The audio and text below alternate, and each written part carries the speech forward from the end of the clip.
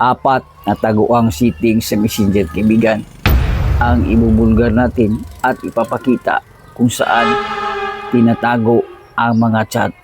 So kaibigan, interesado ka, sundan mo ito hanggang matapos at ishare mo din sa iba para malaman din nila ang mga sikreto sa Messenger.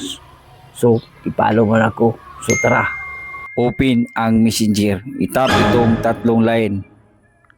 Tap itong archive. So dito nakatago ang mga kachat na ina-archive. So ito yung una. Yung pangalawa, message request.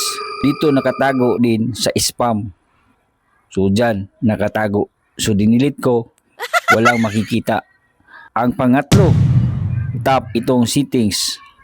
Scroll up, itap itong privacy and safety. Itap itong hidden contacts. So sa Bisaya, sa Tagalog, nakatagong contacts. So ito yung mga katagong kachat. At ang pangapat, ito yung restricted accounts. So pag tinatap yan at ina-unrestrict, automatic, pwede nang i-chat ulit. So ganun lang katindi ang mga taguan sa Messenger. Huwag kalimutang i-share. Salamat.